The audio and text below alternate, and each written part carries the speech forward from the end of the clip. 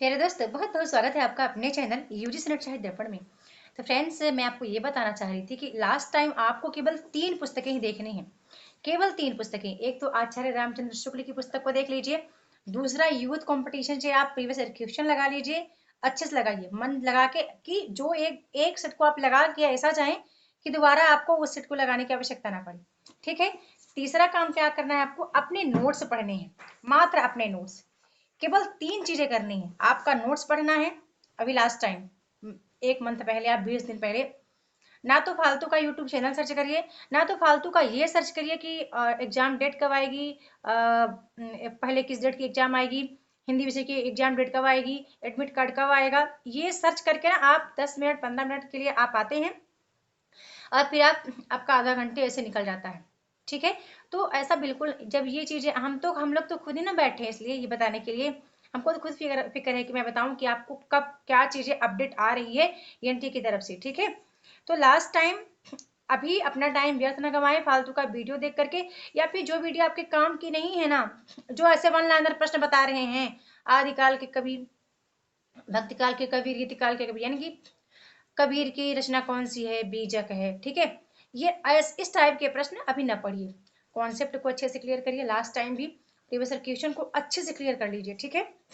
आचार्य शुक्ल का आधुनिक प्रथम उत्थान आचार्य शुक्ल ने अपने इस पुस्तक में लिखा है, उसको जरूर देख के जाए, क्योंकि मैं देख रही हूँ पिछले कई बार से, मतलब आधुनिक काल से ज्यादा प्रश्न आ रहे हैं आचार्य शुक्ल के। और आप पूछे कि आचार्य शुक्ल की पुस्तक से मैम कितने प्रश्न बनेंगे, तो मैं आपको बता दूं कि आचार्य शुक्ल की पुस्तक से कम 6 से 7 प्रश्न, ठीक ठीक है, 6 से 7 प्रश्न जरूर बनेंगे और हर वर्ष बनते हैं।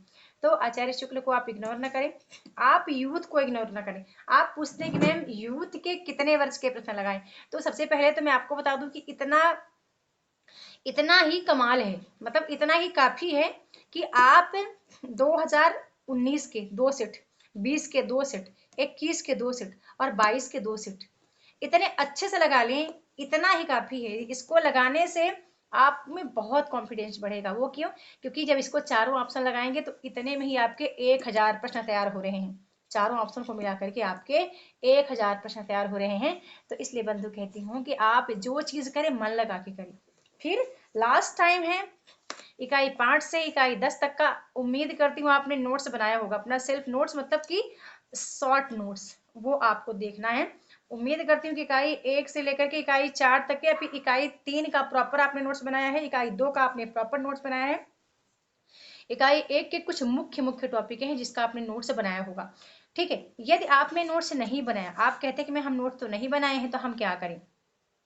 यदि नहीं बनाए हैं तो लास्ट टाइम जब आप पढ़ने बैठे ना, तो रफ वर्क में इसको लिख लिख के तैयार करें, क्योंकि जितना आप लिख के तैयार करेंगे, आप खुद को ना एज ए स्टूडेंट बिहेव करें।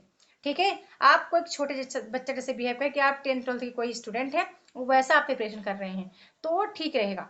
यदि ऐसा सोचेंगे हम कॉलेज में पहुंच गए थे, हमने कॉलेज कर लिया, अभी हम बड़े हो चुके हैं, हमको तो मात्र ऐसे ही बातें हमारे माइंड में आ जाएंगी, तो सिलेबस बड़ा है। बड़ा सिलेबस होने के नाते चीजें मिस्टेक होती हैं।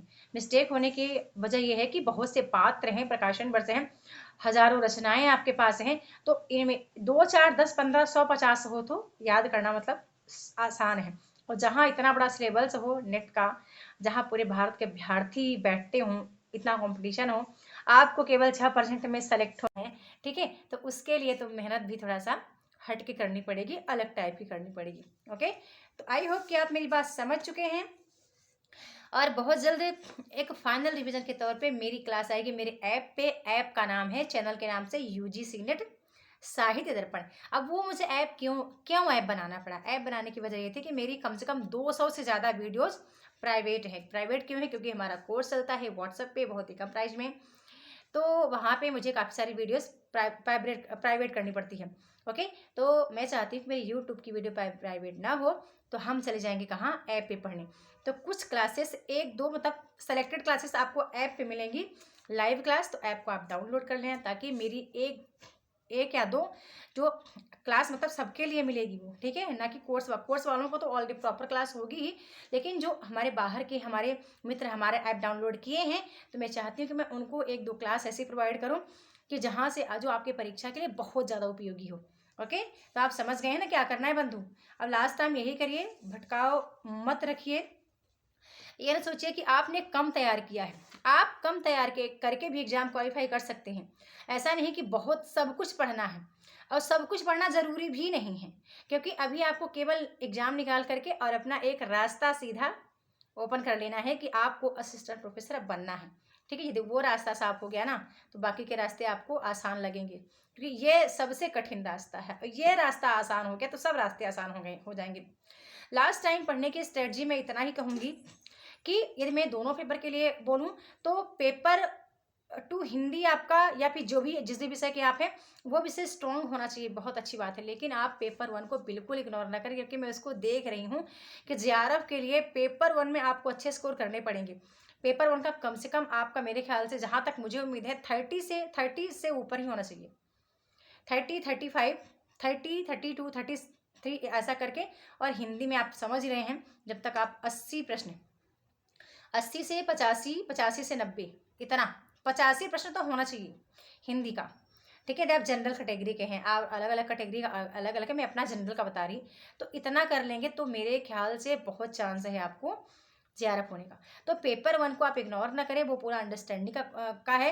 यदि आप यूथ को बहुत अच्छे से, पेपर 1 का भी यूथ आप ले लें, यूथ को आप बहुत अच्छे से करते हैं, तो बंधु आप बहुत अच्छे से एग्जाम को इसी सत्र में निकाल पाएंगे। प्लस पॉइंट ये है कि अभी जो फॉर्म है बहुत कम फिलअप हुए हैं, इस फरवरी मार्च वाले एग्जाम के लिए बहुत कम फॉर्म फिलअप हुए हैं, और जून वाले एग्जाम के लिए मेरे ख्याल से बहुत फॉर्म फिर से फिल होने वाले हैं, क्योंकि अभी बहुत सारे एग्जाम लगे हैं, पीजीटी, केवीएस वगैरह वगैरह, है ना। तो कुछ मित्रों ने फॉर्म अप्लाई भी नहीं किया।